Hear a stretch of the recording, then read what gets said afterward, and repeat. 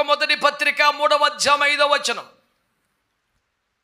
అటువలే పూర్వము దేవుని ఆశ్రయించిన పరిశుద్ధ స్త్రీలను తమ స్వపురుషులకు లోబడి ఉండుట చేత తమ్మును తాము అలంకరించుకొనిరి. ఆ ప్రకారము శారా అబ్రహామును యజమానుడని పిలుచుచు అతనికి లోబడి ఉండెను. మీరును యోగ్యముగా నడుచుకొనుచు ఏ భయమునకు బెదరకయున్న ఎడల ఆమెకు పిల్లలగుదురు. దేవునికి మహిమ కలుగునుగాక. ప్రభు వాక్యముల నుంచి మనతో మాట్లాడునుగాక. చేతులెత్తి మంచిగా స్తోత్రం చెబుదాం ఒకసారి. హల్లెలూయా. ప్రియులారా, ఒక మంచి అద్భుతమైనటువంటి వచనాన్ని ఈ రోజున ప్రభు ధ్యానానికి మనకు అనుగ్రహించారు. స్త్రీమూర్తుల యొక్క ప్రత్యేక సందేశం ఇది.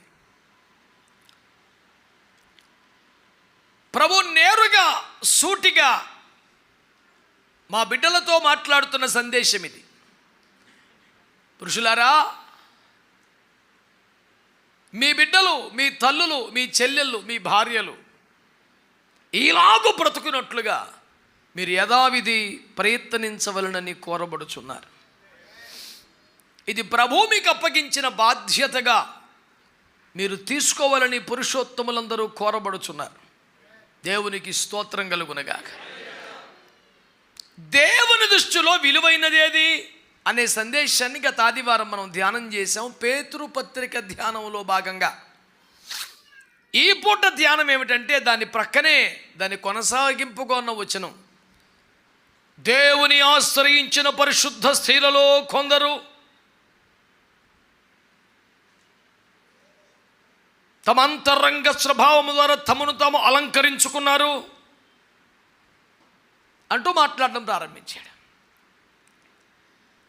తమ వినయ విధేయతల చేత, తమ అంతరంగ స్వభావాల చేత తమను తాము అలంకరించుకున్న స్త్రీలు ఉన్నారే, వారిని అన్నాడు దేవుని ఆశ్రయించిన పరిశుద్ధ స్త్రీలు.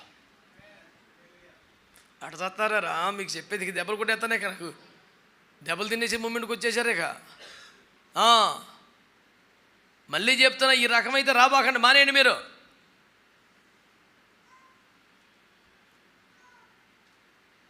అలాగ నోరు మూసేసుకొని చేతపడు చూపుడు తగ్గబడి రావక్కర్ల గుడికి. దేవుని స్తుతించేవారుగా, ఏకీభించేవారుగా, ఆరాధించేవారుగా, మహిమపరిచేవారుగా, కలిసి ఆత్మలో సాగేవాళ్ళుగా అయితే రండి. ఏం బతిమాలించుకోవడం పనికి మన లక్షలు ఎక్కడ నేర్చుకున్నారు?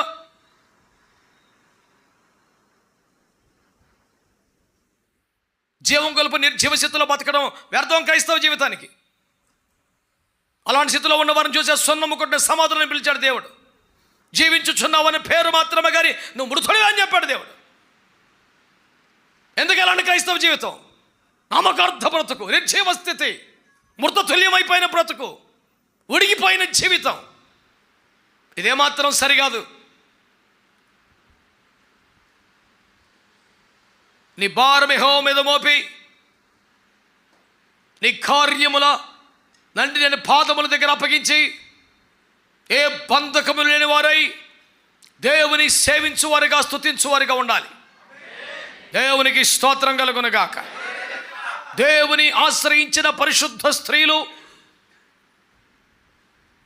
అనబడుతున్న మాటే ఎంతో సవాలుకరంగా, ఎంతో ఆకర్షణీయముగా, ఎంతో స్ఫూర్తివంతముగా, ఎంతో సవాలుకరముగా ఉన్నది బిడ్లారా. దేవుడే స్వయముగా వారిని పరిశుద్ధ స్త్రీలు అని కొనియాడుచున్నాడు. వారాట తమ అంతరంగ స్వభావములతో తమ్మును తాము అలంకరించుకున్నారని దేవుని వాక్యం తెలియజేస్తుంది. ప్రకటన గ్రంథం 19వ అధ్యాయములో గొర్రెపిల్ల భార్య తన్ను తాను అలంకరించుకొనుచున్నది అన్న వాక్యం మీకు 6వ వచనంలో కనబడుతుంది. ఎత్తబడే సంఘం, వధువు సంఘం, గొర్రెపిల్ల భార్య, పెండ్లి కుమార్తె సంఘం, సియోను కుమారి, బుద్ధి కలిగిన కన్యక, నిష్కలంకరాలబడిన పౌరం. లక్షణం ఏమిటంటే పెండ్లి కుమార్తెగా తన్ను తాను అలంకరించుకునుట. ఎలాగున్నది అలంకారం అని అడిగితే దేవుని వాక్యంలో రాయబడి ఒక మంచి మాట. తమ విధేయత ద్వారా, తమ వినయము ద్వారా, తమ అంతరంగ స్వభావముల ద్వారా దేవుని ఆశ్రయించిన పరిశుద్ధ స్త్రీలు తమను తాము అలంకరించుకున్నారు. ఇది కేవలము స్త్రీలకు మాత్రమే పరిమితమైపోయిన వచనంగా పురుషులు భావించకూడదు. ఇక్కడ కన్యకగా స్త్రీలైనా పురుషులైన సార్వత్రిక సంఘాన్ని పెండ్లి కుమార్తెగా దేవుడు పోలుస్తున్నాడు. అందులో పురుషులు, స్త్రీలు, చిన్నలు, పెద్దలు అందరూ ఉన్నారు కదా. అందరినీ కూడా పెండ్లి కుమార్తెగా, కన్యకగా, వధువు సంఘముగా ఒక పోలిక. ఈ సంఘ కన్యక పెండ్లి కుమార్తెకి అలంకారం ఎలా ఉండాలి? పురుషులైనా స్త్రీలైనా వెలుపటి అలంకరణ మీకు అలంకారముగా ఉండక, సాధువైన మృదువైన గుణమనక్షయ అలంకారం మీకు అలంకారముగా ఉండవలెను అని చెబుతూ, కొందరు దేవుని ఆశ్రయించిన పరిశుద్ధ స్త్రీలైతే, ఆమేన్, వాళ్ళు డబ్బును ఆశ్రయించిన వారు, లోకమును ఆశ్రయించిన వారు, మనుషులను ఆశ్రయించిన వారు కాదు. మనుషుల దృష్టిలో పడాలని, మనుషులను మెప్పించాలని తాపత్రయము కలిగిన వారు కాదు.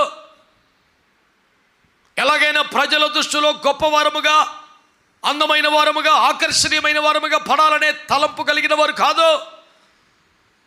దేవుని దృష్టికి తమను తాము యోగ్యులముగా కనపరుచుకోవాలనే తాపత్రయము కలిగిన వారై, దేవునికి నచ్చి అలంకరణతో ఉండాలనే సమర్పణ కలిగిన వారై, వినయ విధేయతలతో తమను తాము అలంకరించుకున్నారట. వారిని బైబిల్ అంటుంది దేవుని ఆశ్రయించిన పరిశుద్ధ స్త్రీలు. గట్టిగా దేవునికి స్తోత్రం చెప్పండి. దేవుని ఆశ్రయించిన పరిశుద్ధ స్త్రీలు.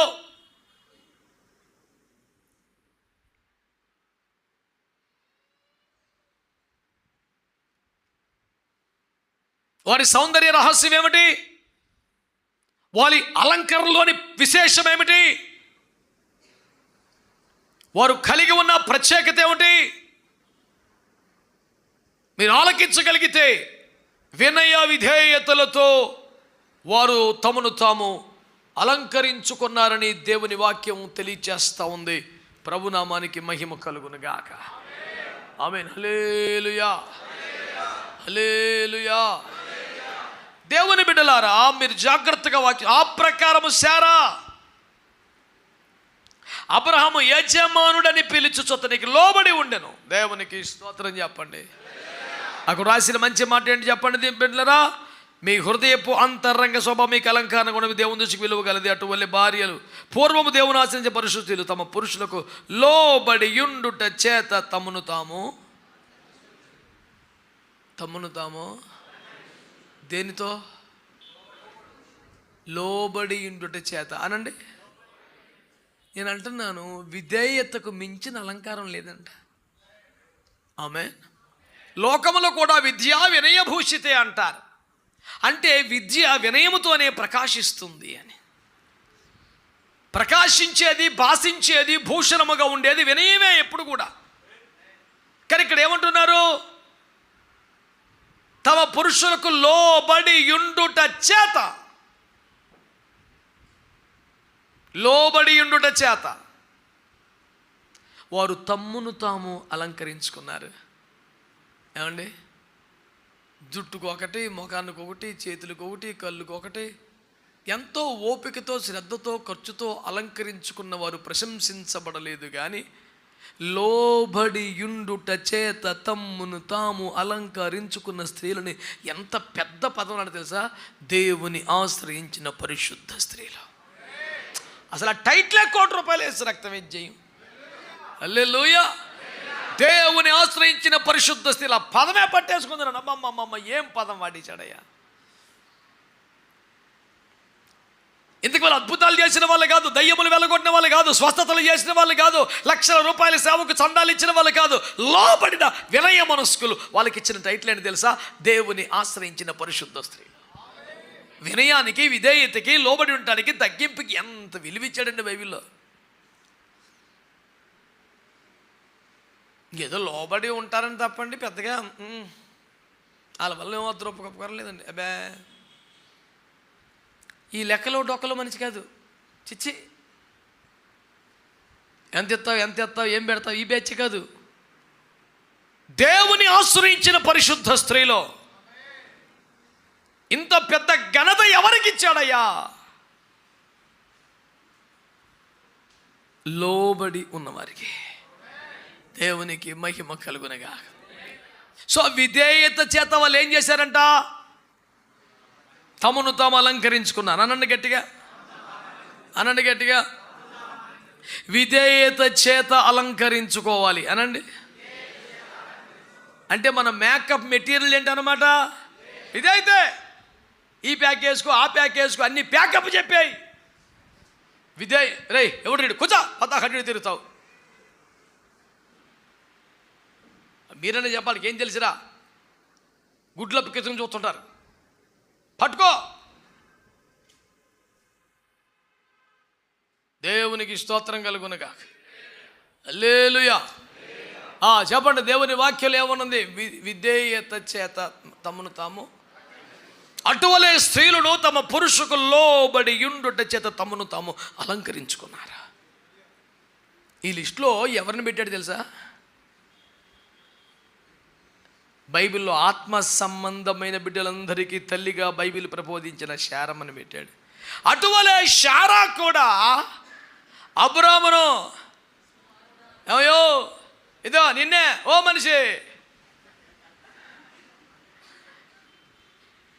ఇప్పుడు ఈ తగలబడిన తరానికైతే పేరెడి కేకేస్తామే, అసలు అందులో డౌట్ ఏం లేదు.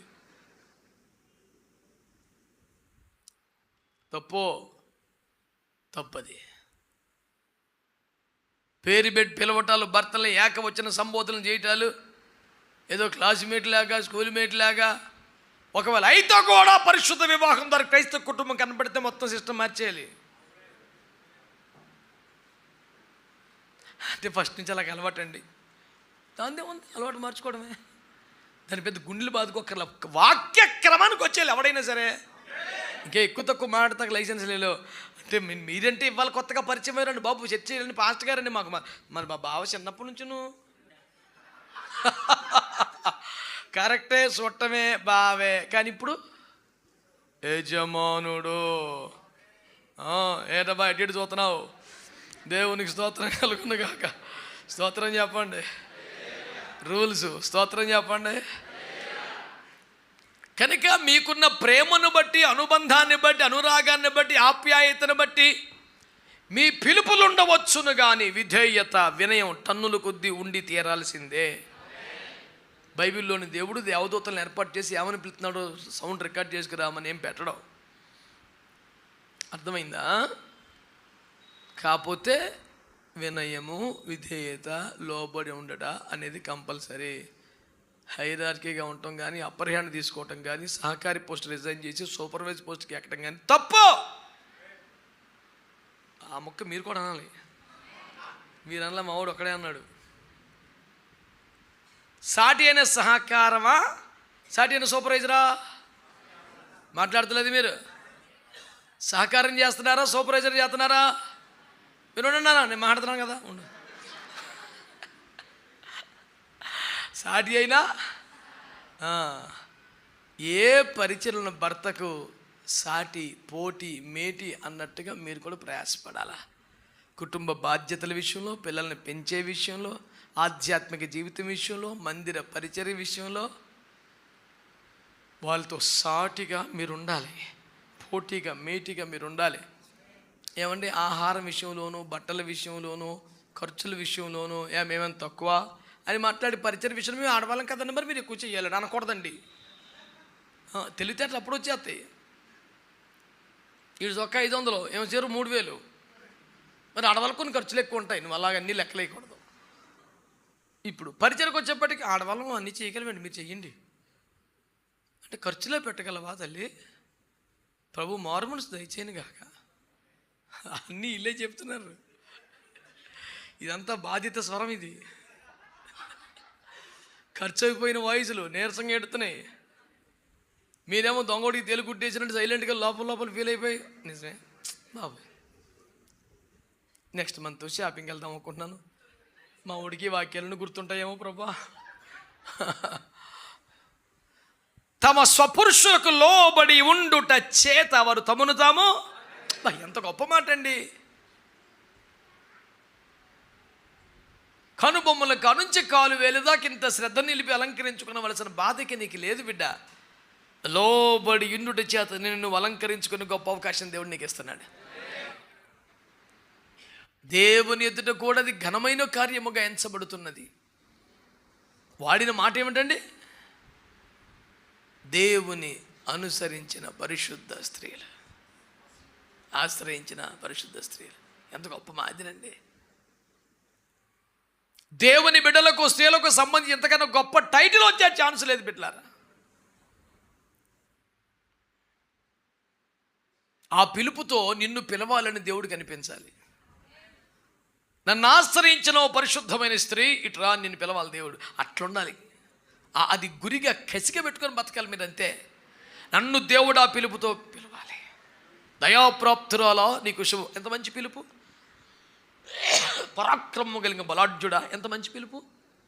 అలాగే ఒక మంచి పిలుపు ఏంటి చెప్పండి? దేవుని ఆశ్రయించిన పరిశుద్ధ స్త్రీ. ఎంత గొప్ప వాక్యం, ఎంత గొప్ప పిలుపు అండి.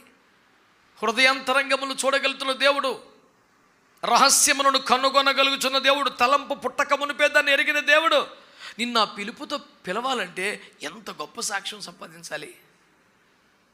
ఈరోజు నా బిడ్డలందరూ కూడా ఈ స్ఫూర్తిని సంపాదించుకొని నేను దేవుని చేత ఈ పిలుపుకు నోచుకోవాలి అనే కసి మీద నువ్వు నీ భక్తిని సాధన చేసుకో. దానికి అడ్డం వచ్చే వాటిని నరికేసుకో. దానికి ఇబ్బందిగా నువ్వు వాటిని తొలగించేసుకో. దేవుడు అంటాడు, అవసరమైతే నీ కన్ను అభ్యంతర పరిస్థితి దాన్ని తీసి, కాలు అభ్యంతర తీసి. ఒక అవయవం లేకపోయినా పర్లేదు కానీ, ఒక అవయవాన్ని కోల్పోయినా పర్లేదు కానీ పరిశుద్ధతను మాత్రం కోల్పోకూడదని దేవుని వాక్యంలో స్వయంగా యేసు వారు చెప్పారు కదా. మరి అవయవాలే కోల్పోవాల్సి వచ్చినంత తీవ్రమైన కోల్పోతే పర్లేదు అంటుంటే చిన్న చిన్న అలవాట్లు కోల్పోటాకేంటి? పనికి మళ్ళీ వ్యర్థ వస్తువులు పడేటాకి ఏముంది? అవసరమైతే కన్నే పీకి పారేయమంటే కన్నుకు పూసేది పీకేస్తాక నీకు నొప్పి ఏముంది? అవసరమైతే కాలు నరికేయమని చెప్పినప్పుడు దేవునికి అడ్డం వస్తే తగిలించుకునే గలగలాట్లకి పెద్ద పెద్ద ఫీల్ అయిపోతే ఏముంది? కాలుతో పోల్చుకుంటే దాని లెక్క ఎంత? ఏది కాస్ట్లీ?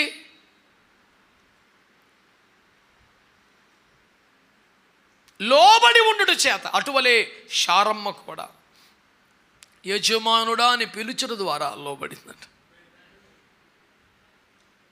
మీరు బైబిల్లో చూస్తే శారమ్మ చాలా అందగత్తె అనే ప్రస్తావన రాశాడు. ఆమె సుందరముగా ఉన్నట్టు చూచి అన్న మాటలు చూస్తారు. ఆమె అందమును చూసి నన్ను ఎవరైనా చంపుతారేమని అబ్రహాము భయపడ్డాడు అని రాశాడు.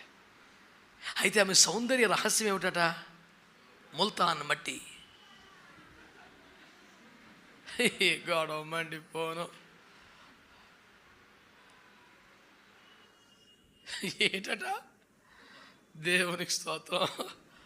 లోబడి ఉండుట చేత తను అలంకరించుకుందటండి. హల్లెలూయా.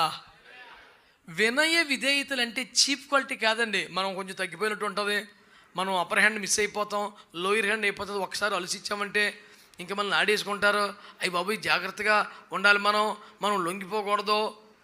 మనకు అమ్మాయి జాగ్రత్త, ఫస్ట్లోనే నువ్వు టైట్ మంచి లూజ్ ఇచ్చామని నెత్తికెక్కేస్తాడు, కొంగుని కట్టేసుకో, కుక్క పిల్లలాగా ఆడించు అని చెప్పే నీచే నికృష్ట పాపిష్టి మాటలు అందుబాటులో ఉంటాయి సమాజంలో. మీరు ఎన్నబాకండి. దేవునికి స్తోత్రం. హల్లెలూయా. వాళ్ళకి పెట్టుబడి ఏముంది? పాపిష్టి మాటలు చెప్తారు. ఏముంది? నీకు బైబిల్ మాటలు కావాలా? జనం మాటలు నీకేం పని? దేవుని వాక్యాలు ఏముంది? యజమానుడా అని పిలుచుట ద్వారా శారమ్మ కూడా విధేయత ద్వారా తను తాను అలంకరించుకున్నది. హల్లెలూయా. విధేయత చేత అలంకరించుకునే ఒక సుగుణం దేవుడు మనందరికీ ఖచ్చితంగా అనుగ్రహించాలని నేను కోరుకుంటా ఉన్నాను. దేవునికి స్తోత్రం కలుగునగా. దేవుని ఆశ్రయించిన పరిశుద్ధ స్త్రీలు అనండి. అందులో మీరు ఉండాలని కోరుకుంటున్నారా? సౌండ్ తగ్గిపోయింది. మీరు చెప్పండి. మీ కుటుంబాలు, మీ బిడ్డలు, మీ తల్లులు, మీ చెల్లెళ్ళు, మీ భార్యలు దేవుని ఆశ్రయించిన పరిశుద్ధ స్త్రీలని దేవుని చేత పిలువబడే ఒక సాక్ష్యానికి అర్హత కలిగి ఉండాలని మీరు కోరుకుంటున్నారా? మీ ప్రార్థన ఇది అయిపోవాలి. మీ సహకారం ఖచ్చితంగా ఉండాలి.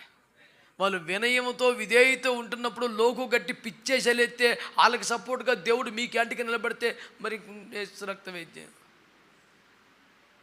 నా బిడ్డలు నా మాటను గౌరవించి తగ్గించుకుని నువ్వేంటారు రెచ్చిపోతున్నావు అని ఆయన కానీ ఫిక్స్ అయ్యి వాళ్ళకి సపోర్ట్గా నీ క్యాంటీగా నుంచుంటే కూటమి ఎట్లా ఉంటుందో ఊహించుకో. వాళ్ళు దేవుని వాక్యాన్ని గౌరవించారు, దేవుని బట్టి లోబడ్డారు, తగ్గించుకున్నారు. దాన్ని చేతకాంతరంగా చులకనగా ఏ పురుషుడు ఎంచకూడదో జాగ్రత్తగా ఉండాలని మనం చేస్తున్నాం. దేవునికి స్తోత్రం. వాళ్ళు దేవుని వాక్యానికి లోబడి గౌరవించి తగ్గించుకొని అప్పగించుకొని యజమానుడు అని పిలుస్తూ ఒక సేవ చేయుటకు నేను ఉన్నానన్నంతగా సమర్పించుకుని అన్ని విషయాలు సహకారం చేస్తుంటే నువ్వు బానిసగా పని మనిషిగా ట్రీట్మెంట్ ఇద్దానికి ట్రై చేస్తే నీకు ఇవ్వాల్సిన ట్రీట్మెంట్ కూడా దేవుని చేతిలో ఉంటుంది. మర్చిపోబాకు. నా మాటను బట్టి నా బిడ్డ ప్రవర్తన చేస్తే వీడు నా బిడ్డని నాకు లోబడ్డందుకు ఇట్లా చేస్తాడు. వీడు కర్ర వంకర పొయ్యి తీరుతుందని సామెత. చెప్పండి. కర్ర వంకర పొయ్యి తీరుతుంది. ఇటువంచి అటువంచి ఎన్న తిన్నవుతుంది. పొయ్యిలో పెడితే తిన్నగా వచ్చేస్తుంది. కనుక ఈ మాత్రం చెట్టుగా నాకే తెలితే యేసుప్రభు తెలదండి. కనుక మీరు జాగ్రత్తగా సహకారంగా ఉండాలని ప్రభు పేట మిమ్మల్ని నేను కోరుతా ఉన్నాను. దేవునికి స్తోత్రం కలుగునుగాక. హల్లెలూయా. తమ వినయ విధేయతలతో, తమ తగ్గింపుతో, తమ దీనత్వముతో ఎన్నో మేలులు పొందుకున్న వ్యక్తులు బైబిల్లో మనకు కనబడతారు. దేవునికి స్తోత్రం చెప్పండి. చెప్పాలి గట్టిగా. హల్లెలూయా, హల్లెలూయా. వాక్యములో రాయబడిన ఒక మాట మీ దృష్టికి తీసుకొస్తాను. చూడండి దేవుని బిడ్డలారా, దేవుని ఆశ్రయించిన పరిశుద్ధ స్త్రీలు అనండి. చదవండి ఆదికాండం 25వ అధ్యాయం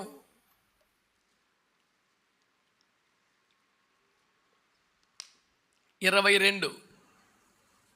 ఆమె గర్భములో శిశువులు ఒకనితోనొకడు పెనుగులాడిరి గనుక ఆమె ఈలాగైతే నేను బ్రతుకుట ఎందుకని అనుకొని ఈ విషయమై యెహోవాను అడుగ వెళ్ళాను. అప్పుడు యెహోవా,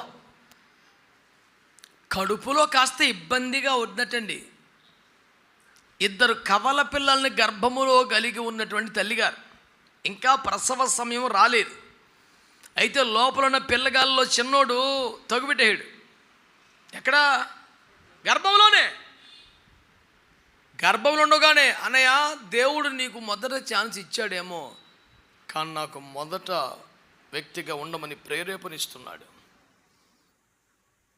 get back for this time, let me go first. దయచేసి వెనక్కిరా, నన్ను వెళ్ళని. నేను మొదటి వాడుగా ఉండకూడదు. పిచ్చి వేసాను లేబాకు. దేవుడు నాకు ఇచ్చిన ఛాన్స్ వదులుకొని నేను వెనక్కి తగ్గి నేను పంపుతాను. నేను ఎంత ఎంగరోన కనపడతాను అవా వెనకలా అన్నాడు. కోటేసుకున్నారు ఇద్దరు. ఆ పెనుగులాట తల్లికి ప్రాణ సకటం అయిపోయింది. ఏమండి, ప్రాణం మీదకి వచ్చేసి బాబోయ్ చచ్చిపోతారేమన్నా టెన్షన్ వచ్చేసి ఆమె ఏం చేసిందంట, పెద్ద మనిషినో ముసలమ్మనో నానమ్మనో అమ్మమ్మనో ఇంట్లో పెద్దవాళ్ళు ఎవరినో నాకు ఏంటమ్మో కడుపులోగా అవుతుందని అడుగుతారు ఎవరన్నా. ఈ విషయం ఏమో యెహోవాని అడగవెళ్ళాడు. గబగబా దేవుడి దగ్గర ఏంటి నాకు ఎలాగవుతుందని అడుగుతుందంట. ఈ మాట ఎందుకు చెబుతున్నానంటే, నేను దేవుని ఆశ్రయించిన పరిశుద్ధ స్త్రీలు అంటే దేవునితో తనకు ఎంత సన్నిహిత సంబంధం, ఎంత దగ్గరి బంధం, ఎంత చనువు ఉంటే ఒక అమ్మమ్మతో నాన్నమ్మతో చెప్పుకున్నట్లుగా వెళ్ళి చెప్పుకోవాలండి. మీరు ఆలోచించారా?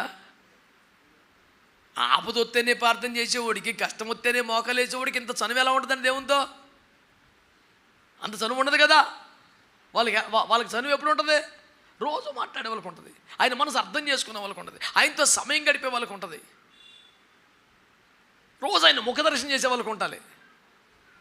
పొద్దున్నే ఆయన దగ్గరికి వెళ్ళి నాకు ఇది కావాలి, నాకు అది కావాలి అడిగే వాళ్ళకి అంత ఉండకపోవచ్చు. కానీ ప్రభా ఇదిగో నీ దాసురాల్ని, నీ దాసుని నీ పని కొరకు సమర్పించుకున్నాను, నన్ను ఏం చేయమంటావు ప్రభా అని అడిగే వాళ్ళకి ఉంటుంది. దేవుడికి పని చెప్పేవాడి కంటే దేవుడిని అడిగి పని చేసేవాడికి ఎక్కువ ఉంటుంది. మరి సహజంగా ఉంటుంది. అందులో పెద్ద మర్మం ఏముంది? చాలామందికి గొప్ప గొప్ప దైవజనులతో సహా పెద్ద పెద్దలు చెప్తుంటే విన్నాను నేను. దేవుడు ఏం చేయాలో చెప్తారు కాబట్టి నన్ను ఏం చేయమంటావు అని ఉండరు. ప్రభుని వాడితో మాట్లాడు, వాడి దగ్గరికి వెళ్ళి ప్రభా ఈరోజు దర్శించి ప్రభు ఆ కార్యం చక్కబెట్టి ప్రభా ప్రాకారం పడు నువ్వు ముందెళ్ళి ప్రభు అన్ని యేసు ప్రభు ఏమేం చేయాలో డ్యూటీ ఎత్తాడు పొద్దున్నేసాడు. అంతేగాని మోకాలు వేసి కాసే స్తోత్రాలు చెప్పి ఆరాధన చేసి దేవుని ఆత్మ ఆవహించిన తర్వాత, అభిషేకం పొందిన తర్వాత, సన్నిధిని అనుభవించిన తర్వాత ప్రభు ఇదిగో నీ సేవకు సమర్పించుకున్నా, ఈరోజు నన్ను ఏం చేయమంటావు, నన్ను ఎక్కడికి వెళ్ళమంటావు? వీడి ప్రోగ్రామ్ వీడు రాసేసుకున్నాడు. యేసు ప్రభు ఏం చేయరు కూడా ఇదే చెప్తాడు. మళ్ళీని ఆ రకం ఓడుకుండే దానికన్నా ఇదిగో నీ దాసుడు ఆలకించున్నాడు సెలవిమ్ము అనేవాడికి తేడా ఉండదా?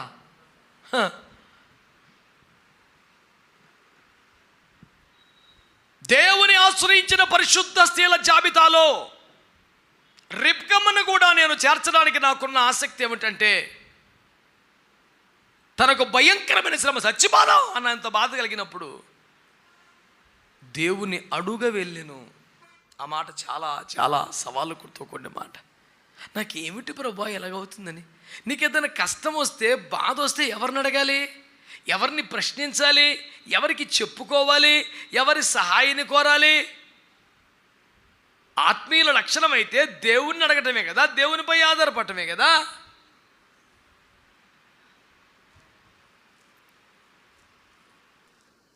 కనుక ఈ మాట మీరు అర్థం చేసుకోండి.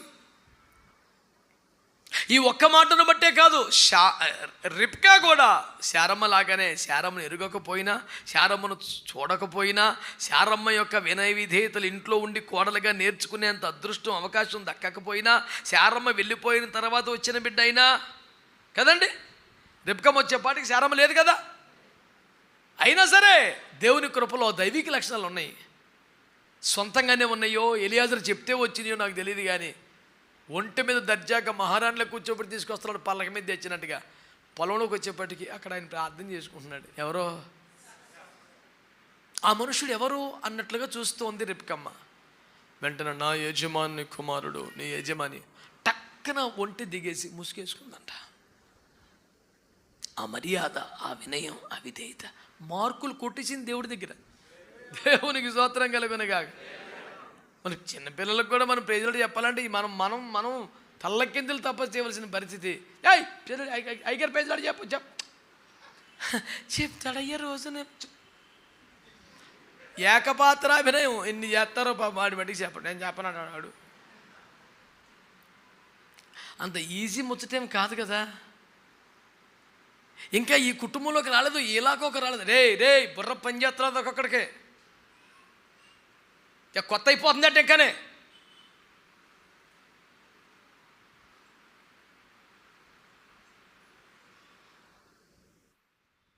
మళ్ళీ కదలరా చెప్తాను, మళ్ళీ సురక్తం ఇచ్చి.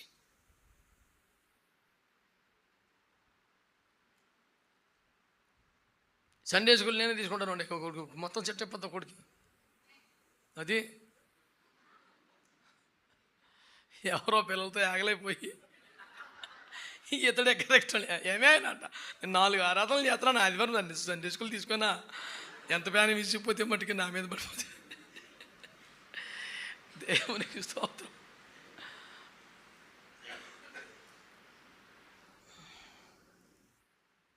దేవుని బిడ్డలారా, కేవలం తనకున్న సమస్యను బట్టి యెహోవాను అడగవెళ్ళను, దేవుణ్ణి ఆశ్రయించింది కాబట్టి ఆ ఒక్క పాయింట్ మీద ఆమె పేరు ఎంట్రీ ఇవ్వలేదు. కానీ తన విధేయత, వినయాన్ని కూడా పరిగణలోకి తీసుకోవాలి.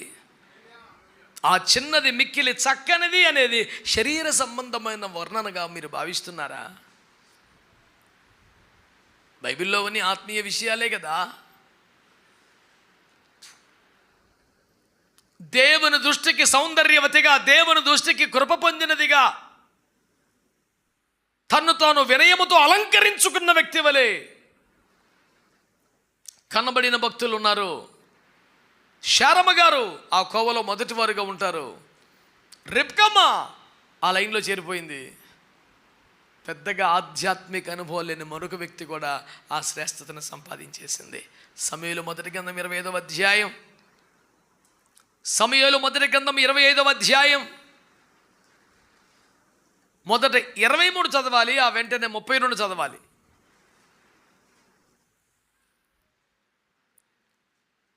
అబీగయిలు దావీదును కనుగొని గార్ధబము మీద నుండి త్వరగా దిగి దావీదునకు సాష్టాంగ నమస్కారము చేసి అతని పాదములు పట్టుకొని ఇట్లనెను, నా ఏలినవాడా, ఈ దోషము నాదని ఎంచుము. చదువునా?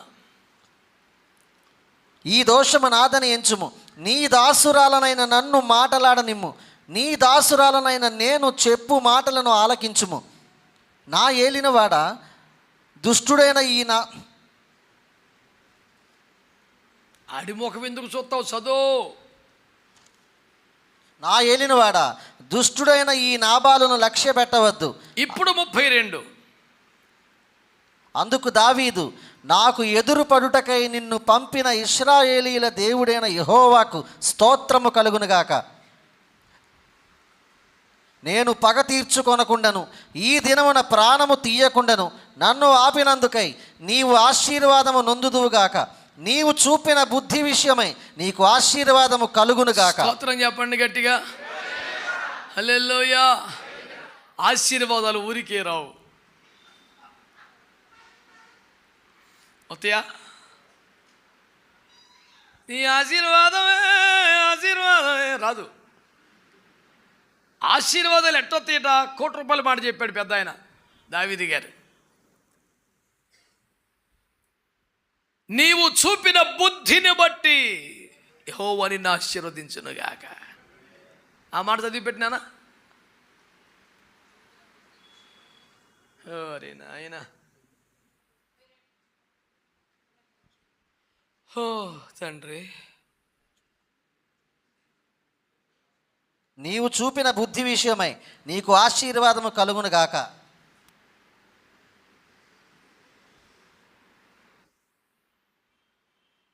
ఇంకో ముక్క కూడా ఉందిరా అక్కడ.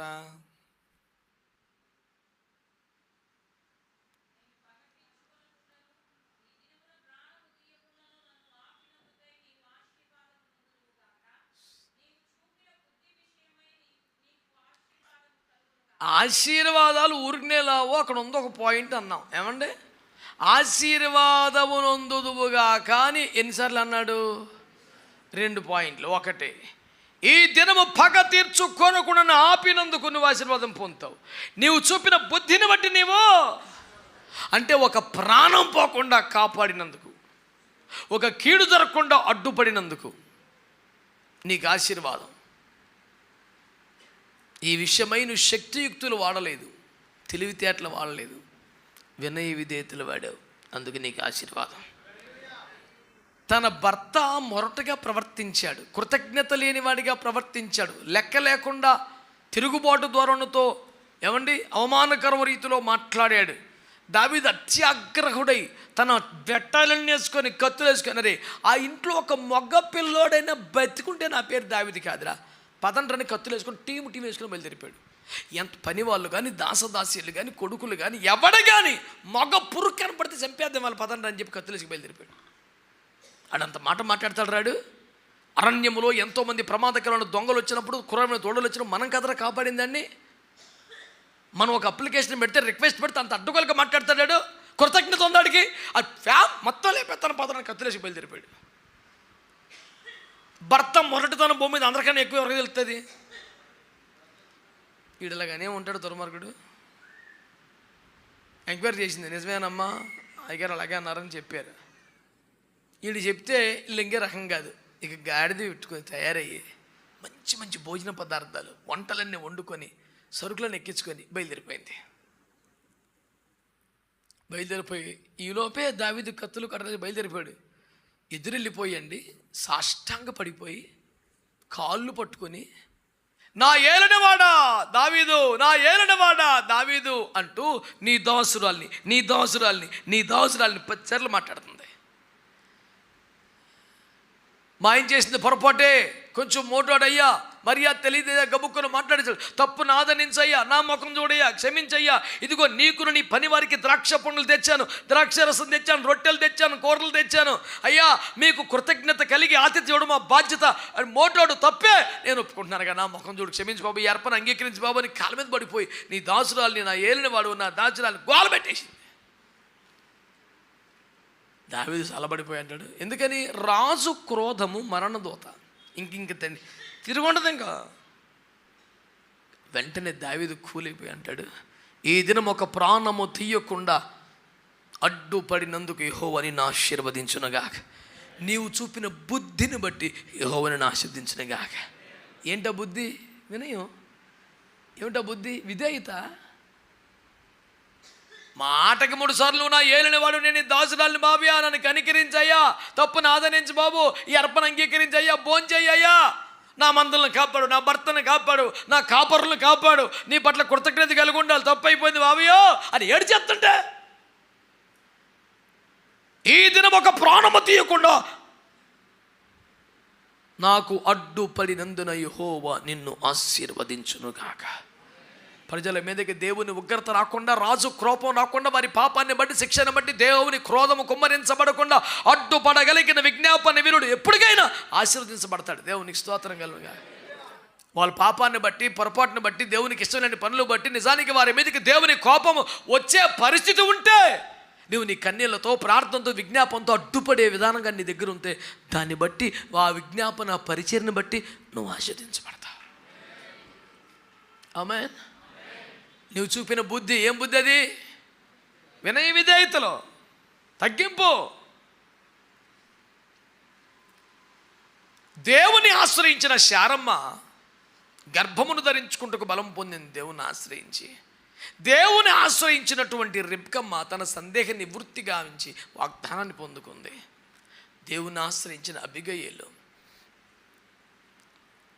దావీదు యొక్క కరుణను పొంది తదుపరి ఉన్నతమైన స్థితిలో జీవితాన్ని కొనసాగించగలిగింది. ఈ రోజున దేవుని ఆశ్రయించినటువంటి వ్యక్తులు ఎట్లుండాలి అంటే వినయము, విధేయత, లోబడి ఉండాలి అనే స్వభావం కనపడుతుంది. కనుక దేవుని సంఘ కన్యక యొక్క అలంకారము వినయమే. శారీరకంగా స్త్రీమూర్తుల సౌందర్యం కూడా, అలంకారము కూడా వినయమే. కనుక స్వాభావికంగా స్త్రీలుగా మీరు వినయముతో, లోబడి ఉండుటతో మిమ్మల్ని మీరు అలంకరించుకోవాలి. సంఘమన్య కన్యకగా మనందరము కూడా వినయ విధేయతలతో దేవుని ఎదుట దేవుని అంగీకార యోగ్యమైన అలంకారమును కలిగి ఉండాలి. దేవుని ఆశ్రయించిన పరిశుద్ధ స్త్రీలు తమకు దిక్కు లేక, మరొక ఆధారం లేక దేవుణ్ణి ఆశ్రయించినటువంటి పాయింటే కాదు, స్వాభావికంగా తాము లోబడి ఉండుట చేత, వినయమూర్తులగుట చేత దేవుని కృపకు పాత్రులయ్యారు. కనుక దేవుని ఆశ్రయించారా? మీరు డబ్బును ఆశ్రయించారా? ఏం చెప్పట్లేదు.